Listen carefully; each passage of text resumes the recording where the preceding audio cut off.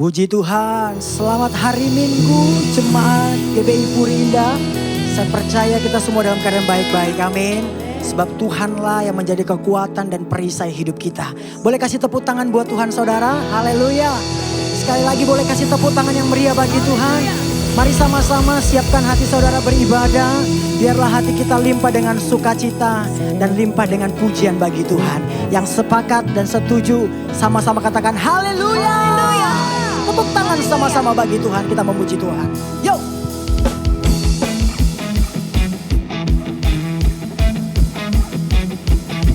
Bersama Tuhan kita berjalan, amin. Dari kemuliaan kepada kemuliaan.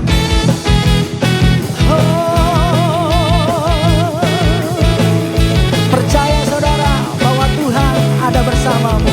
Sama-sama katakan. Tak pernah ku ragu akan kesetiaanmu. Kau pegang hidupku sepenuh jiwaku. Sepenuh jiwaku ku yakin dan percaya. Kau tuntun langkahku. Katakan Yesus. Yesus kaulah Raja dalam hidupku. Berkuasa berjaya untuk selamanya. Hanya Kau Tuhan, sumber kekuatan. Kuasa-Mu tercurah bagiku senantiasa. Denganmu Tuhan, ku kan berjalan dari kemuliaan sampai kemuliaan selamanya. Boleh tepuk tangan sama-sama sekali lagi, katakan.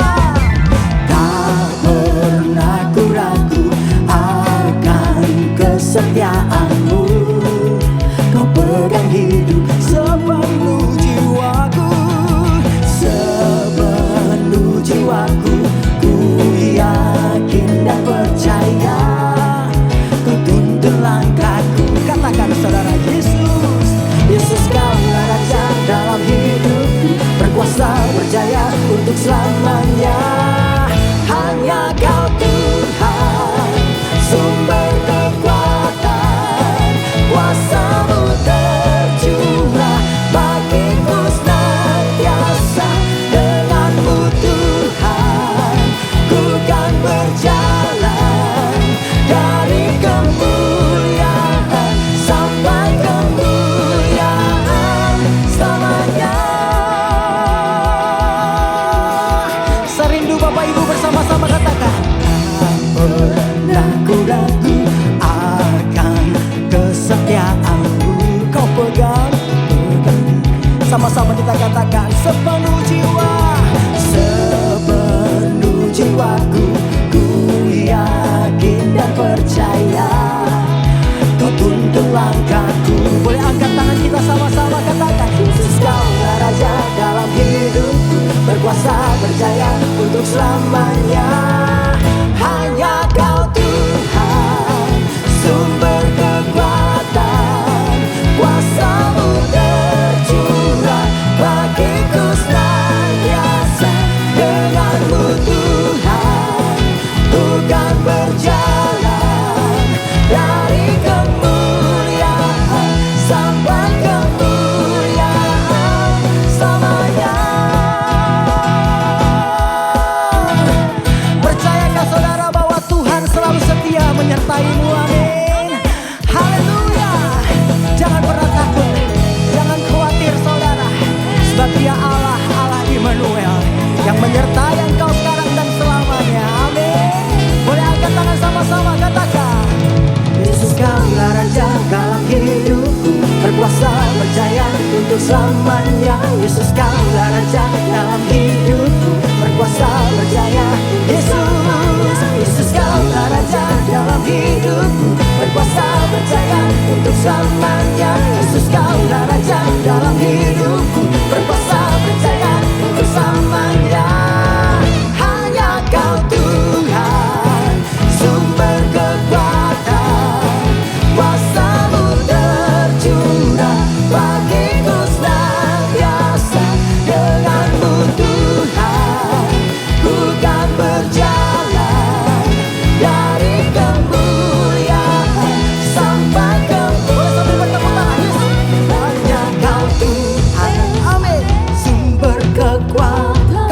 saudara. Kuasa-Mu bagiku senantiasa. Oh, dengan-Mu Tuhan, ku kan berjalan dari kemuliaan. Dengan imanku katakan hanya Kau Tuhan, sumber kekuatan. Kuasa-Mu tercurah bagiku senantiasa. Dengan-Mu Tuhan, ku kan berjalan dari kemuliaan sampai kemuliaan selamanya.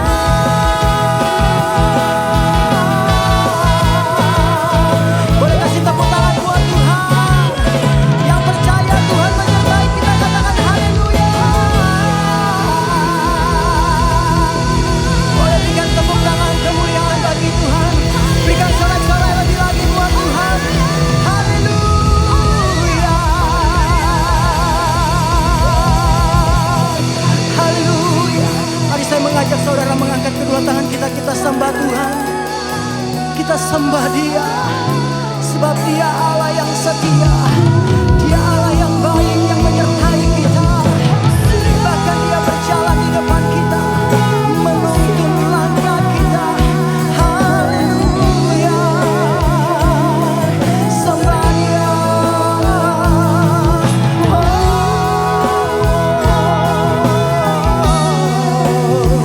Sungguhlah hati kami bersyukur kepadamu, sebab Engkau Allah yang ajaib, perkasa mulia.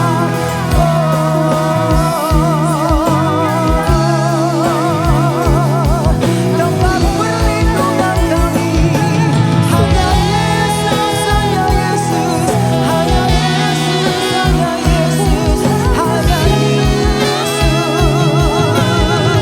Padamkan suaramu sembah Dia, nyanyikanlah kesetiaannya, nyanyikanlah kebaikannya.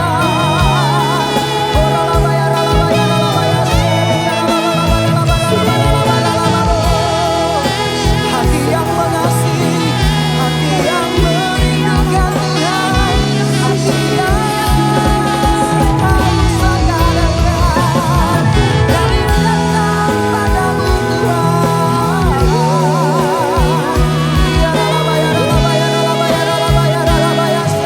Mari terus sembah Dia.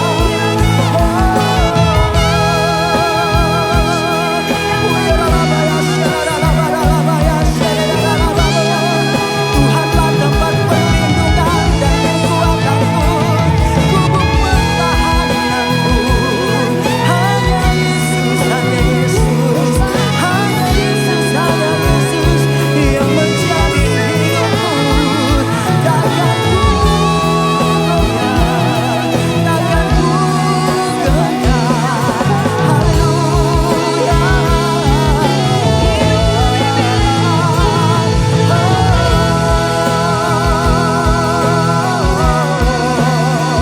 Terpujilah Tuhan, terpujilah nama-Mu, Allahku, Rajaku. Hanya Engkau Tuhan, hanya Engkau pribadi yang kami rindukan. Lebih dari apapun, lebih dari emas perak permata. Hanya Engkau Tuhan, kekuatan perlindungan. Terima kasih Yesus.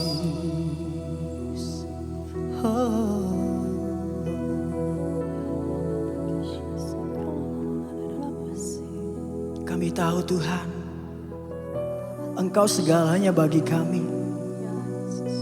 Engkau berfirman Tuhan, tinggallah di dalamku, sebab di luar aku kamu tidak dapat berbuat apa-apa. Mari jemaat Tuhan yang dikasihi Tuhan, carilah Tuhan, carilah Tuhan, rindukan pribadinya Tuhan. Sebab hanya Tuhan tempat persembunyian kita. Sebab hanya Tuhan adalah pribadi yang menjadi tempat kekuatan bagi kita.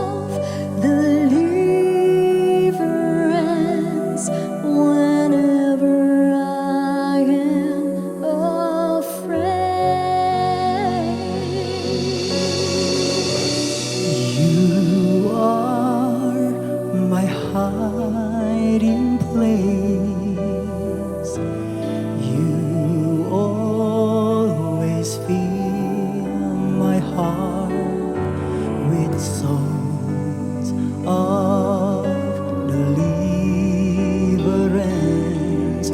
Whenever I am afraid, I will trust in you. I will trust in you.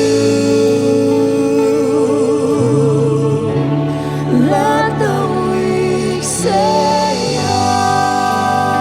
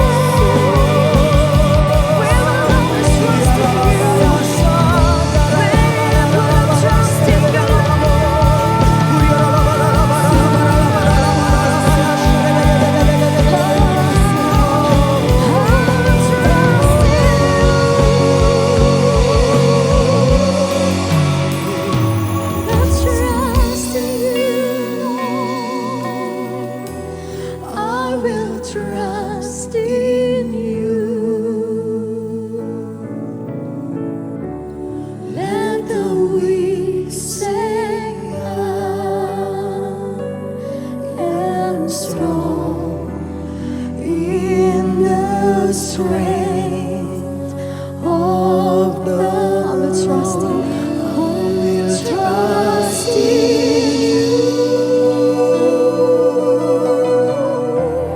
I will trust in you. Let the weak say I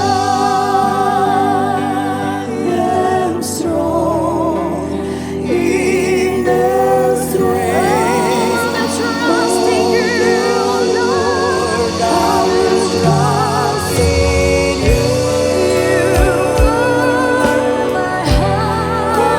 will trust in you. Let the weak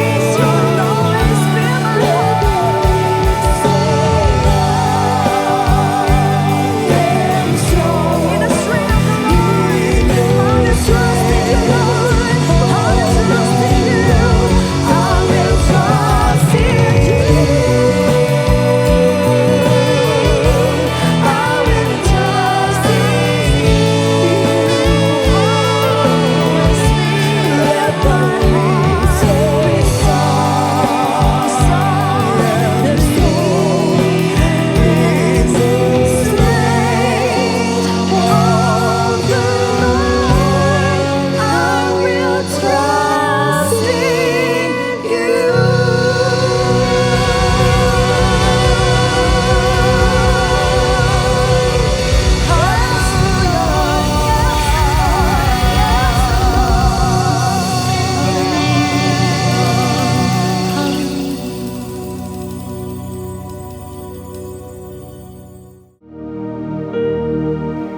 Arti Pentakosta ketiga. 1. Pentakosta ketiga adalah pencurahan Roh Kudus yang dahsyat di zaman now, melebihi yang terjadi di Azusa Street. 2. Pentakosta ketiga akan mengakibatkan penuaian jiwa yang terbesar dan yang terakhir sebelum Tuhan Yesus datang kembali. 3. Pentakosta ketiga akan membangkitkan generasi Yeremia, yaitu anak-anak muda yang dipenuhi Roh Kudus, cinta mati-matian kepada Tuhan Yesus, tidak kompromi terhadap dosa dan akan bergerak untuk memenangkan jiwa. 4. Pentakosta ketiga lahir di Indonesia yang bergerak ke bangsa-bangsa. Gerakan ini dari timur ke barat dan akan kembali ke Yerusalem. 5. Pentakosta ketiga akan memberikan kuasa untuk menyelesaikan amanat agung Tuhan Yesus, dan setelah itu Tuhan Yesus datang kembali.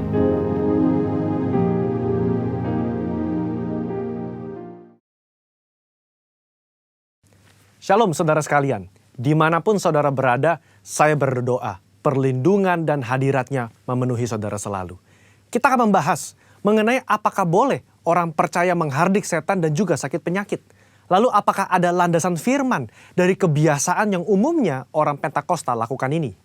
Sampai hari ini kita masih mempercayai bahwa Allah masih mau melakukan mujizat di tengah-tengah dunia. Baik itu mujizat kesembuhan, kelepasan dari keterikatan, maupun providensia Tuhan di keseharian hidup kita.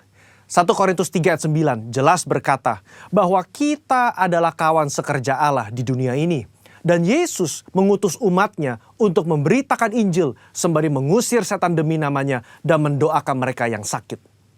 Di tengah dunia yang dipenuhi oleh sakit penyakit dan banyak kelemahan ini, apa yang dapat umat Tuhan lakukan secara rohani bagi keselamatan negeri kita? Kita berdoa dan menghardik sakit penyakit ini agar Allah berpekara dan mengadakan mujizatnya. Khususnya bagi Indonesia yang sedang dilanda COVID-19. Hal ini dilandasi dan dipagari oleh 4 hal. Yang pertama, teladan Yesus yang melakukan mujizat supernatural. Di dalam perjanjian baru, Tercatat ada 7 kali Yesus mengusir setan dalam kitab Matius, Markus, dan Lukas. Dan begitu banyak catatan Yesus menyembuhkan mereka yang sakit, baik secara perorangan maupun secara kalayak ramai. Kalau kita adalah kawan sekerja Yesus dan percaya bahwa kita diberi kuasa oleh Roh Kudus untuk mengusir setan dan menyembuhkan sakit penyakit, maka kita pun akan berlaku demikian. Pengetahuan Alkitab kita akan lebih kuat jika disertai oleh pengalaman iman yang sama. Kita membaca bahwa Yesus sering melakukan kesembuhan. Dia memberikan kuasa yang sama kepada para murid. Seperti di dalam Lukas pasal yang 9 ayat yang pertama. Dikatakan, maka Yesus memanggil ke-12 muridnya, lalu memberikan tenaga dan kuasa kepada mereka untuk menguasai setan-setan dan untuk menyembuhkan penyakit-penyakit. Nah, secara global, umat Pentakosta meyakini bahwa orang percaya di zaman now juga diberikan kuasa untuk menghardik dan menyembuhkan. Gembala sidang kita, Pak Niko, mendapatkan tuntunan untuk melakukan KKR kesembuhan ilahi di dalam dan luar negeri. Tercatat, sudah ada 318 kali KKR yang dilakukan dari tahun 2006 sampai 2019. Dan juga lewat program TV yang disaksikan oleh jutaan orang yang mengalami hadirat Tuhan. Ribuan orang mengalami kesembuhan yang juga disaksikan oleh banyak orang. Itu adalah pengalaman rohani tak terbantahkan yang memperkuat pengetahuan umat tentang karakter Allah yang penuh kasih itu. Kalau kita membaca sejarah kegerakan Pentakosta secara global, maka saudara akan melihat begitu banyak mujizat supernatural yang Tuhan kerjakan lewat hamba-hambanya di berbagai belahan dunia. Itu semua semata-mata karena Allah mengasihi jiwa-jiwa dan Ia ingin semua orang diselamatkan. Yang kedua, otoritas firman Tuhan. Di dalam kehidupan orang percaya, firman Tuhan menjadi dasar dari apa yang kita lakukan sehari-hari. Kalau pertanyaannya adalah, apakah orang percaya boleh menghardik sakit penyakit dan setan? Tentu kita melihat dari teks Alkitab bagaimana Yesus dan para rasul melakukannya. Di dalam Lukas pasal yang keempat, ayat yang ke-39, mertua Petrus sakit demam keras. Petrus meminta Yesus untuk datang. Yesus menyembuhkan mertua Petrus dengan cara apa? Yesus menghardik demam itu dan penyakit itu pun meninggalkan dia. Ini yang menjadi dasar bagi orang percaya. Secara spiritual, kita berdoa dan menghardik sakit penyakit seperti yang Yesus lakukan. Di dalam Yohanes pasal ke-14 ayat yang ke-12 juga dikatakan bahwa orang percaya akan melakukan pekerjaan-pekerjaan yang Yesus lakukan. Bahkan pekerjaan yang lebih besar lagi. Pekerjaan ini mencakup mujizat-mujizat yang Yesus lakukan. Karakter kerendahan hati yang Dia tunjukkan. Dan kasih yang diberikan kepada orang-orang yang membutuhkan. Inilah yang menjadi dasar bagi orang percaya untuk melangkah dengan iman di atas dasar janji firman Tuhan. Poin yang ketiga, ketaatan kepada pemerintah. Ketika gereja mengajak umatnya untuk berdoa syafaat bagi negeri ini, bukan berarti kita tidak mentaati pemerintah dalam melakukan physical distancing atau memakai masker. Roma 13 jelas mengajarkan bahwa orang percaya diminta untuk taat dan patuh kepada pemerintah sebagai hamba Allah di dunia untuk kebaikan kita. Dalam konteks pandemi COVID-19, maka ketika kita berdoa, menghardik pandemi ini agar cepat selesai, pada saat yang bersamaan, kita juga mentaati peraturan pemerintah dalam mematuhi protokol kesehatan. Poin yang keempat, menantikan waktunya Tuhan. Ketika kita berdoa syafaat dan melakukan tindakan iman seperti menghardik hal semacam ini, tidak terlepas dari kedaulatan Tuhan. Iman yang rasional membuat kita terus-menerus berdoa dan berharap hanya kepada Tuhan, sembari mengetahui bahwa jalan manusia bukan jalannya Tuhan. Rancangan manusia bukan rancangannya Tuhan. Contoh, ketika Daud berdoa dan berpuasa demi anaknya yang sakit, sebagai penghakiman Tuhan atas hubungannya yang salah dengan Batsheba, dia melakukannya dengan tidak jemu-jemu. Tetapi ketika Tuhan berkata lain dan anak itu harus mati, maka Daud segera bangkit. Dia makan dan kembali beraktivitas. Apa yang dapat kita pelajari? Orang percaya diminta untuk terus berdoa dengan tidak jemu-jemu. Tetapi jawaban final ada di tangan Tuhan. Rentang waktu ketika kita mulai berdoa sampai adanya jawaban dari Tuhan dapat digunakan sebagai waktu pertobatan dari sisi manusia dan juga waktu untuk mencari hadirat Tuhan. Saudara, apa kesimpulannya? Iman yang rasional bukanlah iman yang buta dan gegabah. Iman yang melibatkan akal budi dan pikiran kita sangat diperlukan dalam meresponi pandemi COVID-19 ini. Kita tetap mempercayai mujizat Allah di tengah bangsa kita. Kita berdoa untuk pemerintah agar diberi hikmat menyelesaikan pandemi ini. Dan kita pun mentaati protokol kesehatan, menjaga jarak, mencuci tangan, dan memakai masker. Saya berdoa agar kita semua mau ambil bagian untuk berdoa dan bersyafaat bagi bangsa Indonesia. Saudara-saudara, untuk penjelasan lebih lengkapnya dari tim teologi kami, jangan lupa buka link yang ada di atas atau scan barcode yang tersedia. Tuhan Yesus memberkati saudara sekalian. Amin.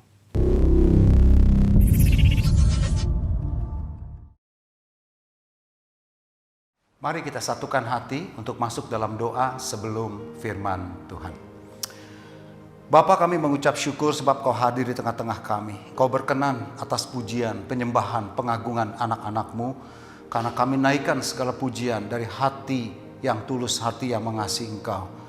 Dan sekarang waktunya Kau berbicara kepada setiap kami lewat kebenaran firman-Mu. Yang kami percaya ini adalah pesan yang hendak Kau sampaikan. Kami memasuki bulan November 2020. Mari Tuhan tolong kami. Jalanlah bersama kami untuk memasuki bulan ini. Karena kami percaya tempat perlindungan kami hanya ada di dalam hadirat-Mu saja. Urapi kami semua, urapi hamba-Mu. Kami buka hati, kami buka pikiran kami. Dan kuasa Roh-Mu yang kudus menguasai kami. Sucikan dan kuduskan hamba-Mu Tuhan. Terima kasih Bapa. Dalam nama Tuhan Yesus kami siap dengar firman Tuhan. Haleluya. Amin. Shalom, shalom. Apa kabar Bapak Ibu Saudara sekalian? Kita sudah memasuki bulan November 2020 dan sekali lagi kita masih dalam ibadah online. Saya percaya penyertaan dan pemeliharaan Tuhan tidak berkurang, malah makin bertambah-tambah bagi kita semuanya. Nah, di bulan November ini saya ingin bersama-sama kita belajar tentang satu tema, the hiding place, tempat persembunyian. Nah, saudara, hiding place itu adalah suatu tempat di mana seseorang itu menemukan rasa aman, rasa nyaman, tempat yang tidak diketahui banyak orang, tempat yang juga pasti tidak diketahui oleh musuh dan sulit ditemukan, suatu tempat yang jadi perlindungan bagi kita semuanya. Nah, saudara dan saya harus memiliki tempat persembunyian dan tempat perlindungan itu. Dan kita percaya tidak ada tempat yang paling aman di muka bumi ini selain di dalam hadirat Tuhan. Kita baca ya dalam 1 Raja-Raja pasal 17 ayat 1 sampai dengan 6. Demikian firman Tuhan. Lalu berkatalah Elia orang Tisbe dari Tisbe Gilead kepada Ahab, demi Tuhan yang hidup, Allah Israel yang kulayani, sesungguhnya tidak akan ada embun atau hujan pada tahun-tahun ini kecuali kalau kukatakan. Kemudian datanglah firman Tuhan kepadanya, pergilah dari sini, berjalanlah ke timur dan bersembunyilah di tepi sungai Kerit di sebelah timur sungai Yordan. Engkau dapat minum dari sungai itu dan burung-burung gagak telah kuperintahkan untuk memberi engkau makan di sana. Lalu ia pergi dan melakukan seperti firman Tuhan. Ia pergi dan diam di tepi sungai Kerit di sebelah timur sungai Yordan. Ayat 6, pada waktu pagi dan petang burung-burung gagak membawa roti dan daging kepadanya dan ia minum dari sungai itu. Ada banyak orang mempunyai tempat persembunyian tetapi tidak sesuai dengan kebenaran firman Tuhan. Sibuk dalam pekerjaan, kehidupan dengan pesta pora, lari dari menghadapi kesulitan tantangan dengan mengkonsumsi obat-obatan, mabuk dan sebagainya. Sekilas, sejenak kelihatannya itu menjadi tempat persembunyian yang aman. Mungkin gak banyak orang tahu dan mengerti, tetapi kita juga sadar bahwa kenikmatan itu cuma sesaat saja. Maka mau tidak mau kita akan kembali menghadapi realita dari hidup kita. Itu bukan tempat persembunyian yang kita akan belajar pada hari ini. Saudara, Daud adalah satu raja yang banyak dalam pengalaman hidupnya itu lari dari satu padang gurun ke padang gurun lain, dari satu gua kepada gua yang lain karena dikejar-kejar oleh musuh. Dan juga termasuk rajanya Saul yang juga mertuanya. Dan di atas segalanya itu Daud mengemukakan tentang rahasia bagaimana dia bisa merasakan sukacita di tengah pergumulan-pergumulan hidupnya itu. Dalam Mazmur 32 ayat 7 dia menuliskan, "Engkaulah persembunyian bagiku terhadap kesesakan. Engkau menjaga aku, engkau mengelilingi aku, sehingga aku luput dan bersorak." Saudara, ayat bacaan kita tadi itu berkisah pengalaman hidup seorang yang bernama Elia. Elia adalah nabi Tuhan. Nabi Tuhan artinya adalah orang yang diperintahkan Tuhan untuk menyampaikan pesan Tuhan kepada satu pemerintahan, kepada raja, kepada komunitas, dan kepada siapa Tuhan memerintahkannya. Nah, Tuhan itu menyuruh Elia untuk menyampaikan pesan Tuhan kepada Raja Ahab. Siapa Ahab ini? Anak Omri. Alkitab menjelaskan bahwa Raja Ahab ini melakukan hal yang jahat di mata Tuhan lebih daripada segala raja yang mendahulinya. Dan coba mari saudara bayangkan, Elia harus menyampaikan teguran Tuhan kepada raja yang tidak tunduk dan tidak taat kepada Tuhan itu sendiri. Ahab menikahi Isabel, putri Raja Sidon, dan karena istrinya ini Ahab jadi mengenal bahkan menyembah kepada dewa Baal. Dia buat mezbah untuk Baal, dia membuat kuil Baal, bahkan dia membangun patung Asyera yang semuanya itu Alkitab berkata menyakitkan hati Tuhan. Terkadang di tengah perjalanan kita, saudara, kita juga mendapat pesan-pesan dari Tuhan buat kita semua untuk kita sampaikan pada satu tempat, kepada satu orang, kepada satu komunitas, sahabat, atau mungkin juga kepada keluarga kita. Dan kadang-kadang pesan itu tidak enak untuk didengar bagi yang menerima pesan itu. Tetapi Elia taat menyampaikan pesan itu. Dia menyampaikan tidak terlalu lama kepada Raja Ahab. Baru selesai dia menyampaikan perintah Tuhan itu, lalu Tuhan memberikan perintah yang lain. Perintah yang lain itu adalah dia harus bersembunyi di tepi sungai Kerit. Dia menunggu di situ, dia menerima makan dan minum dari burung gagak, pagi roti dan sore hari daging. Dan dia minum dari air sungai Kerit itu. Pengalaman Kerit itu adalah pengalaman di mana Tuhan menutup pintu kita kepada hal-hal yang saudara ingini, yang kita rencanakan sebelumnya. Mengapa Tuhan buat begitu? Nah, penulis Amsal dalam Amsal 19 ayat 21 mengungkapkan satu rahasia. Banyaklah rancangan di hati manusia, tetapi keputusan Tuhanlah yang terlaksana. Artinya begini, kita punya banyak rencana, kita punya banyak keinginan, tapi belum tentu terjadi dalam hidup kita karena Tuhan punya rencana yang jauh lebih baik. Percayalah bahwa rancangan Tuhan, rancangan damai, sejahtera, dan bukan rancangan kecelakaan. Ia bertindak sesuai dengan rencananya, sesuai dengan waktu yang ditetapkannya. Karena satu hal, dia mengasihi saudara dan saya. Ada dua hal yang dapat kita pelajari dari pengalaman Elia saat Tuhan menyuruhnya bersembunyi di sungai Kerit. Yang pertama, ternyata Tuhan mempersiapkan Elia untuk melakukan hal-hal yang besar. Apa sih tugas pokok daripada Elia ini? Dia harus menyampaikan pesan Tuhan agar Israel, Raja Israel dan penduduk Israel, umat pilihan Tuhan itu berbalik dari jalan-jalannya menyembah kepada dewa lain, kembali kepada Tuhan. Saudara, bayangkan kalau kita diberikan satu tugas yang besar, maka kita perlu persiapan yang juga besar. Tugas yang harus dilakukannya susah, maka persiapan yang kita harus siapkan juga tentu harus intens, teliti, dan juga dikerjakan dengan sungguh-sungguh.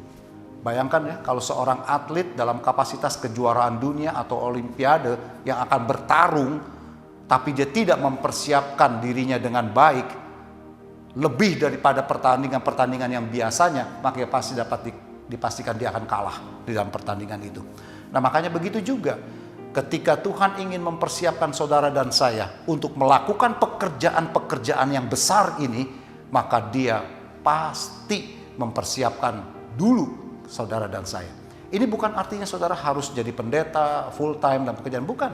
Saudara bisa juga jadi profesional dalam bidangnya, dalam pekerjaan dan profesionalitas saudara. Saudara bisa menjadi berkat buat banyak orang, nama Tuhan dipermuliakan, kabar baik disebarkan. Saudara bisa juga jadi pengusaha yang diberkati Tuhan. Dan lewat pekerjaan dan usaha yang diberkati Tuhan, Tuhan mempersiapkan saudara untuk tidak tamak, tetapi mengerti dan paham lewat keberhasilan yang saudara dapatkan, nama Tuhan dipermuliakan dan jadi berkat buat banyak orang lain. Dan demikian juga para hamba-hamba Tuhan. Nah, saudara gembala sidang kita, Bapak Pendeta Dr. Insinyur Niko Nyoto Raharjo, mendapatkan pesan dari Tuhan, satu tugas yang menurut saya ini bukan cuma lokal di gereja lokal Jakarta, Indonesia, tapi ini sampai ke seluruh dunia. Mempersiapkan satu generasi Yeremia, anak-anak muda yang akan bangkit, yang untuk menjalankan amanat agung Tuhan, menyampaikan kabar baik agar penuaian jiwa di seluruh muka bumi ini terjadi. Untuk itu mereka akan diperlengkapi dengan kuasa Roh Tuhan, Roh Kudus yang turun ke atas semua kita. Sehingga banyak orang akan melihatnya, ini bukan pekerjaan manusia, tapi semata pekerjaan Tuhan. Nah, untuk itu harus dipersiapkan satu generasi, satu pribadi yang harus ditempa dengan keyakinan, dengan kesabaran, dengan ketaatan, dengan penyerahan diri. Elia waktu diperintahkan ke sungai Kerit, dia taat dan dia percaya kepada janji Tuhan bahwa Tuhan akan memelihara dia. Coba saudara bayangkan ya, di sungai yang tidak ada apa-apanya itu, dia itu di tempat itu dia menjadi apa ya? Seperti training ground gitu ya. Training camp buat Elia di mana dia diisolasi. Ketika Tuhan menyuruh Elia untuk bersembunyi, dia ingin melatih Elia agar betul-betul rely on him. Kita ada di masa dunia yang sekarang ini yang banyak membuat saudara dan saya bekerja di rumah, di tempat yang tidak biasanya kita bekerja. Maksudnya Tuhan adalah begini, mari kita juga belajar untuk setia, belajar untuk taat, belajar untuk fokus kepada apa yang sebenarnya Tuhan hendak mau kerjakan bagi kita. Belajar tentang ketaatan total kepada Tuhan. Kegiatan-kegiatan, pekerjaan dan masalah sehari-hari bisa saja memenuhi pikiran kita sehingga kita kehilangan fokus dari sebetulnya mengapa hal yang seperti ini bisa terjadi hari-hari ini.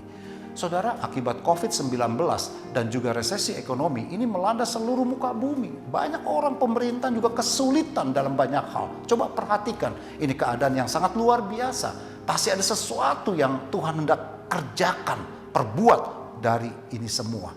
Ada banyak cara Tuhan pada akhirnya untuk menuntun saudara dan saya masuk ke Kerit, terputus dari dunia dan kesibukan kita untuk kita kembali fokus kepadanya. Yang kedua, kita belajar dari Elia. Kalau Tuhan menyembunyikan Elia di sungai Kerit, maka Tuhan yang bertanggung jawab memelihara dan menyediakan apa yang Elia perlukan. Firman Tuhan kita baca tadi berkata begini, engkau dapat minum dari sungai itu dan burung-burung gagak telah kuperintahkan untuk memberi makan engkau di sana. Dipakai burung-burung gagak, saudara. Kenapa enggak burung merpati? Burung gagak itu pemakan daging. Pagi burung itu membawa roti dan sore dia membawa daging. Dan Elia hidup dari itu dan minum dari sungai itu. Tuhan bisa memakai begitu banyak cara di tengah kesulitan yang kita alami hari-hari ini untuk memelihara umat kesayangannya, saudara. Masa sih saudara gak yakin dan percaya kalau dulu Tuhan tolong Elia, hari ini juga Tuhan yang sama sanggup untuk menolong saudara dan saya. Oke, kita flashback. Kalau beberapa waktu yang lalu Tuhan tolong hidup saudara dan hidup saya, baik dalam pekerjaan, karir, usaha, rumah tangga, kesehatan dan lain sebagainya, maka saya juga tetap yakin dan percaya Tuhan juga akan sanggup memelihara hidup saudara dan saya di hari-hari mendatang ini. Bagaimana caranya? Kita tidak bisa tahu bagaimana cara Tuhan. Tapi yang saya tahu, cara Tuhan pasti baik. Tidak terpikirkan oleh kita. Dan satu hari agar kita mengerti dan paham, sungguh ini karena perbuatan pemeliharaan Tuhan buat kita. 1 Korintus 1 ayat 27 dan 28. Kita ingat ya, Paulus menuliskan ayat ini. Tetapi apa yang bodoh bagi dunia dipilih Allah untuk mempermalukan orang-orang yang berhikmat. Dan apa yang lemah bagi dunia dipilih Allah untuk memalukan apa yang kuat. Dan apa yang tidak terpandang dan hina bagi dunia dipilih Allah. Bahkan apa yang tidak berarti dipilih Allah untuk meniadakan apa yang berarti. Tuhan bisa menyediakan dengan cara apapun. Tidak ada batasan untuk Tuhan, penguasa langit, bumi, dan alam semesta ini. Bagaimana ia bisa melakukannya. Pemeliharaannya selalu datang tepat pada waktunya. Dan ia melatih saudara dan saya untuk bisa tetap percaya dan bersandar sepenuhnya kepada Tuhan. Ada seorang pengkhotbah, pengarang buku, hamba Tuhan di Inggris ya, yang bernama John Bunyan. Satu kali dia harus dipenjara karena waktu itu ada masa penganiayaan terhadap orang-orang percaya. Tuhan menarik John Bunyan dari pelayanannya dan menyembunyikan dia di sungai Keritnya, yaitu penjara. Tetapi di penjara itu pada akhir di masa tahanannya, ia menulis satu buku yang sangat terkenal, The Pilgrim's Progress. Dan di buku itu dia menuliskan pengalaman-pengalaman sungai Keritnya. Dia berkata begini, Tuhan telah menempatkan saya di mana saya tidak bisa lagi hidup dengan pekerjaan saya yang biasanya. Saya tidak bisa lagi hidup dengan keluarga saya. Saya tidak bisa lagi hidup dengan kawan-kawan saya. Bahkan saya tidak bisa lagi hidup dengan kesenangan saya. Dan yang paling mengesalkan, saya juga tidak bisa hidup dengan pelayanan-pelayanan yang biasanya saya lakukan. I can no longer live on my ministry. Saya harus hidup bersama dengan Tuhan yang tidak terlihat itu. Yang membuat dia bersandar, berserah penuh kepada Tuhan. Dan di situ dia menemukan apa yang ia butuhkan dalam Tuhan.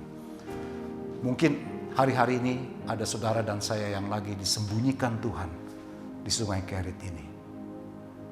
Di saat Tuhan mengizinkan kita masuk ke tempat persembunyian, berjalanlah bersama dengan dia, dengan iman dan ketaatan. Sekali lagi saya mengingatkan, kalau gembala sidang kita mendapatkan satu tugas yang besar dari Tuhan. Dan itu artinya juga saudara dan saya sebagai jemaatnya, atau semua orang yang mendengarkan khotbah ini dimanapun kau berada, ada satu tugas yang besar yang Tuhan sedang sediakan buat kita. Jangan lemah iman, tetapi Tuhan mau kita berserah dan bersandar dan percaya sepenuhnya kepada dia. Dan dia melengkapi kita di masa-masa ini. Agar apa? Agar saudara dan saya satu kali nanti kita bisa melihat betapa ajaib dan dahsyatnya pekerjaan Tuhan lewat hidup saudara dan saya, lewat gerejanya bagi muka bumi ini. Tuhan akan segera datang. Pesan gembala sidang pada bulan lalu, bulan Oktober 2020 mengatakan demikian. Perhatikan baik-baik, saya ulang saudara. Penyakit sampar seperti pandemi COVID-19 ini adalah bagian dari tanda kedatangannya. Tuhan Yesus menghendaki agar kita percaya bahwa dia akan segera datang. Sehingga kita akan bersungguh-sungguh mempersiapkan diri kita untuk menyambut kedatangannya. Apa artinya? Artinya adalah hargai dan manfaatkan waktu ini sebaik-baiknya. Waktu di mana kita bersembunyi dalam tempat persembunyian kita, karena itu adalah anugerah dan itu adalah kesempatan dari Tuhan untuk kita bisa mempersiapkan diri kita. Untuk kita bisa fokus dan lebih intim dengan Tuhan, kembali kepada kasih yang mula-mula. Waktu dulu dia jamah hatimu dan hatiku.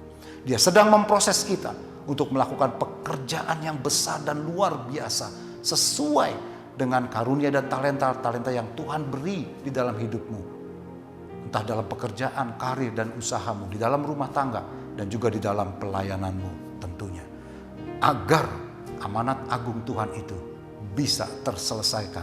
Dan kita adalah generasi yang akan melihat ada penuaian besar jiwa-jiwa di seluruh muka bumi ini. Saya tutup dengan satu ayat yang menjadikan pesan Tuhan buat kita. Yohanes 14 ayat 27. Damai sejahtera ku tinggalkan bagimu.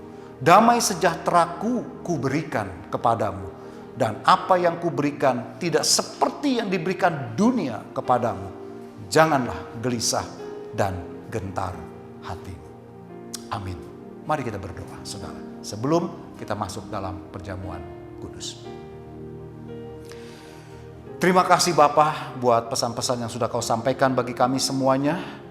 Ada waktu dan masa di mana kami masuk dalam persembunyian, dan persembunyian yang paling aman bagi kami adalah di dalam hadirat-Mu Tuhan Yesus Kristus.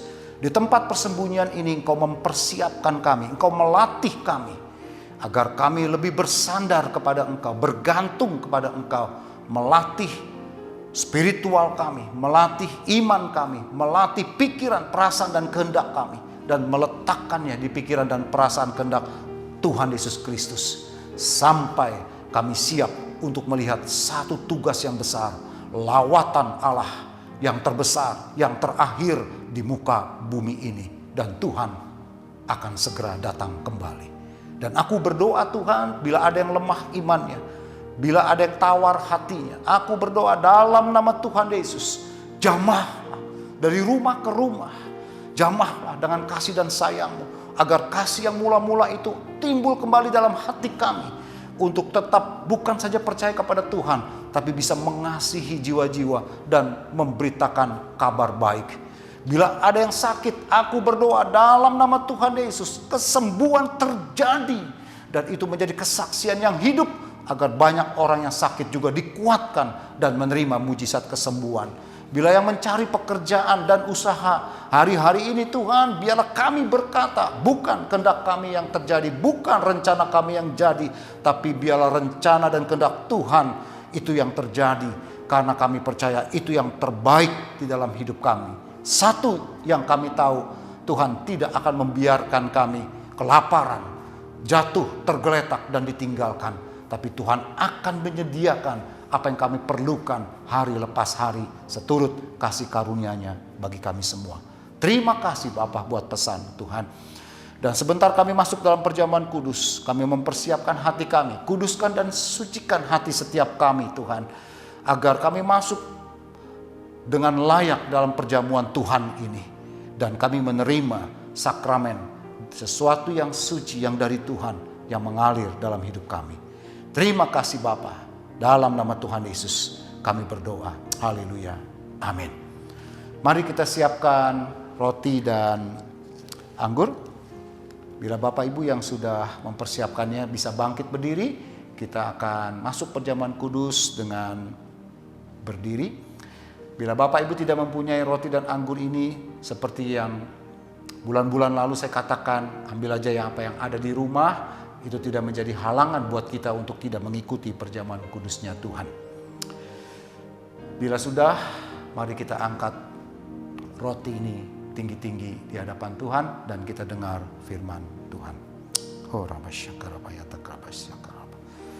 Sebab apa yang telah kuteruskan kepadamu telah aku terima dari Tuhan, yaitu bahwa Tuhan Yesus pada malam waktu Ia diserahkan, Ia mengambil roti, dan sesudah itu Ia mengucap syukur atasnya. Ia memecah-mecahkannya dan berkata, inilah tubuhku yang diserahkan bagi kamu.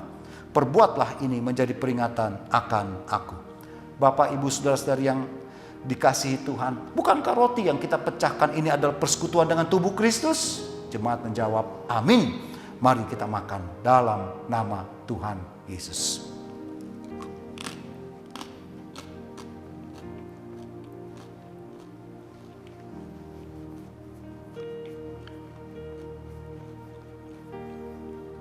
Terima kasih Tuhan, terima kasih. Mari kita siapkan cawan, lalu kita angkat tinggi-tinggi di hadapan Tuhan.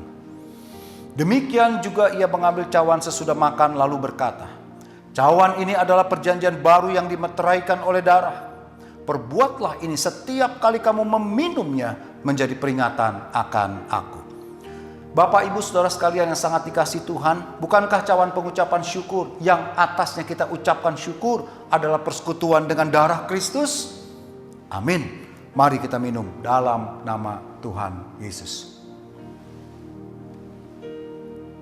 Terima kasih Tuhan, letakkan cawan saudara. Dan mari semua kita mengucap syukur dengan segenap hati kita. Dan kita akan merasakan kebaikan Tuhan mengalir dalam hidup kita. Dengan kita naikkan pujian ini bersama-sama. Haleluya. Terima kasih Yesusku, terima kasih Yesusku. Puji syukur hanya bagi Tuhanku. Terima kasih Yesusku, terima kasih Yesusku. Puji syukur hanya bagi Tuhanku. Terima kasih Yesusku, terima kasih Yesusku. Puji syukur hanya bagi Tuhanku. Terima kasih Yesusku, terima kasih Yesusku. Puji syukur hanya bagi Tuhanku. Puji syukur hanya bagi Tuhanku Yesusku. Puji syukur hanya bagi Yesusku. Ku bersyukur padamu Tuhan, buat kasih setiamu di dalam hidupku. Anugerahmu besar bagiku, di setiap langkahku ku memujimu. Ku bersyukur padamu Tuhan, buat kasih setiamu di dalam hidupku. Anugerahmu besar bagiku, di setiap langkahku ku memujimu. Ku memujimu. Ku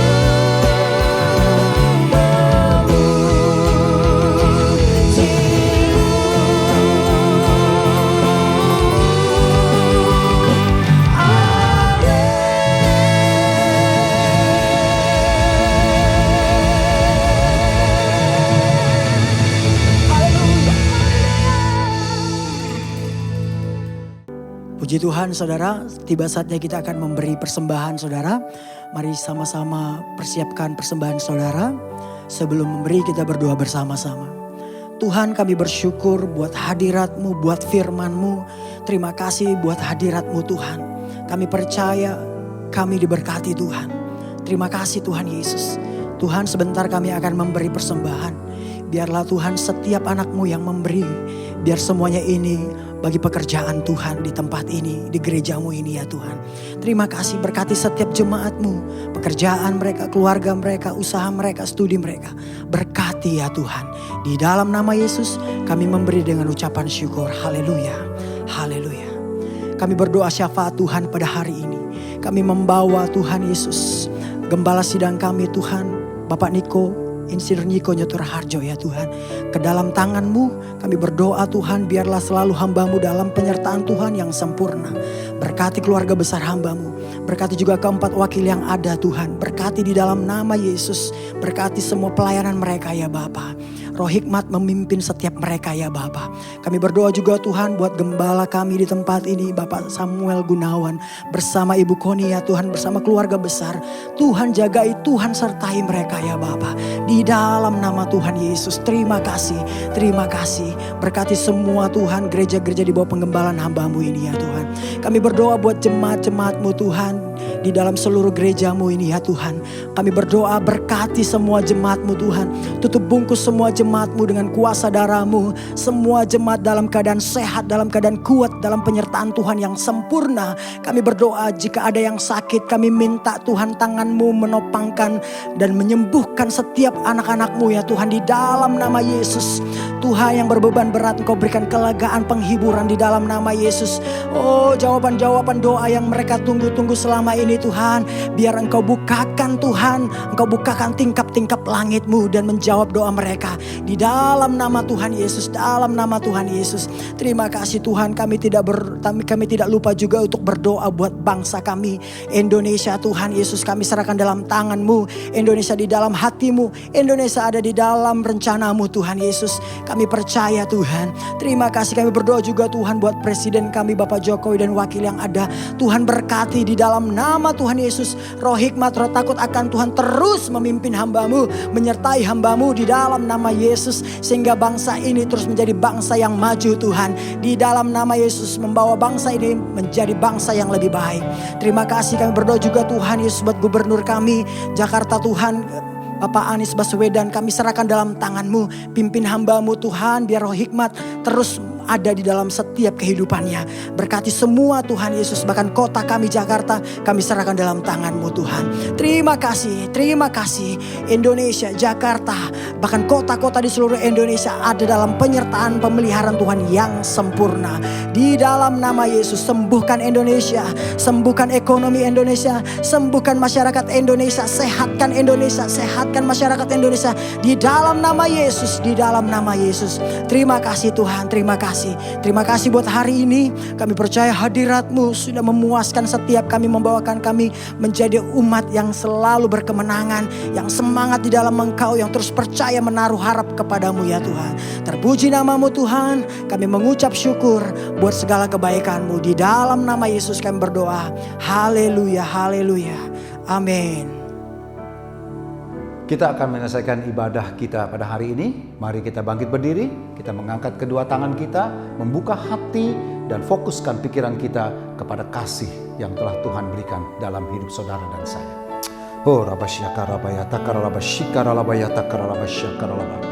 Umat pilihan Tuhan, kekasih-kekasihnya Tuhan, terimalah berkat damai dan sejahtera, kasih dan cintanya, pemeliharaan yang tidak pernah berkesudahannya.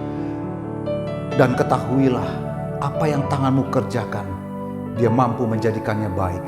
Kemana kakimu melangkah, Dia menyertai engkau dan memberikan keberuntungan yang daripadanya. Agar lewat itu nama Tuhan Yesus Kristus diberitakan, kabar baik disampaikan, dan hidupmu jadi berkat buat banyak orang yang berkekurangan. Di dalam keluargamu, Jakarta, Indonesia, bahkan di seluruh muka bumi ini. Mulai dari hari ini sampai selamanya. Dalam nama Bapa dan Anak dan Roh Kudus. Dalam nama Tuhan Yesus. Yang percaya sama-sama kita berkata amin. Tuhan memberkati Bapak Ibu sekalian. Tetap semangat, tetap kuat. Saya percaya Tuhan tidak pernah lalai untuk menepati janji-janjinya. Amin. Bagi saudara yang ingin berpartisipasi dalam GBI Puri Indah Peduli, dapat menabur melalui nomor rekening diakonia berikut ini.